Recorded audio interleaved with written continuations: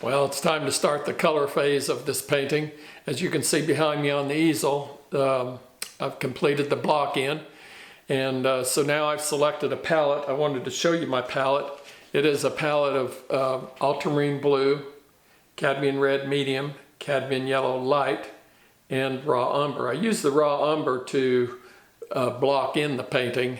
And so it's a nice addition because it will help me with graying down some of the tones, the color in this painting also.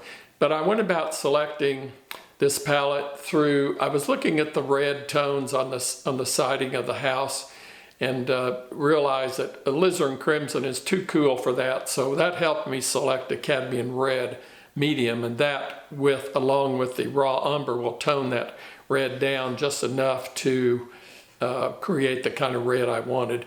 And then the yellow, I didn't want a real intense hot yellow, so I chose a cad yellow light instead, which will also give me the green tones that I wanted.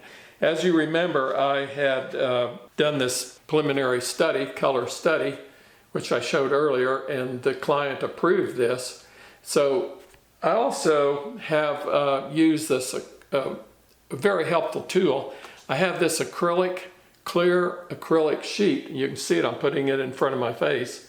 It's clear acrylic sheet. I lay that over the front of my painting like this, and I can put that on my easel, and then when I'm mixing a color, I can just lay it on the acrylic sheet to match the colors below. And so I use this quite a bit, and we'll use it throughout the painting process on this painting as I proceed. I will be showing a few live clips as I go through this painting, applying color.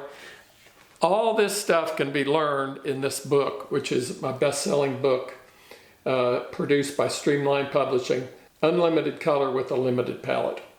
And I go through in great detail through this book and also through several videos that Streamline has produced that explain my whole painting process from start to finish, explain my color choices, how I select a palette, using monochromatic block in, all of these things, which I think will be really helpful to you. So anyway, in this video, the application of color begins. Thanks for joining me. I think you'll appreciate this and enjoy it.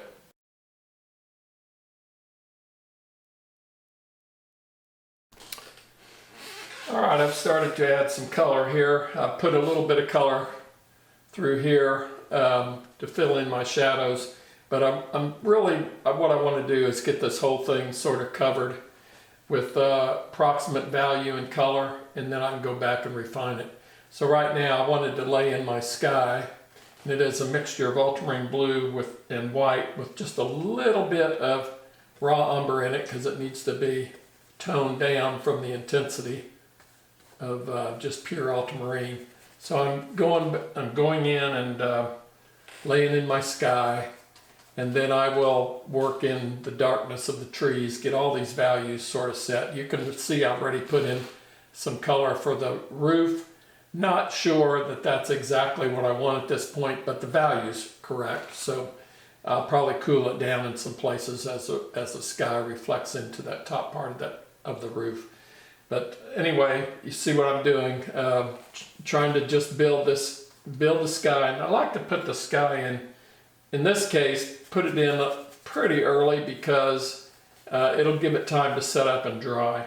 My white is a combination of permalba white, half permalba white and half Griffin alkyd white, both titanium.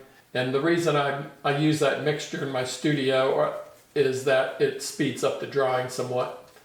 And then, so I put in my sky first, or pretty early on in the painting process.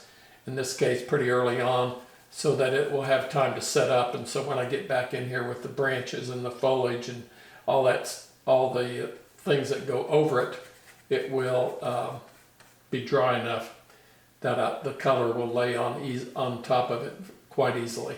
So I want to just, you can see I'm trying to just get this covered and pretty evenly as I move down into the horizon line, towards the horizon line. There's more dust and atmosphere down lower, and so this part of the sky will be lighter, and slightly warmer than up here. So that's the process at this point, and I'll show you another clip later as I have a little more color added to this piece.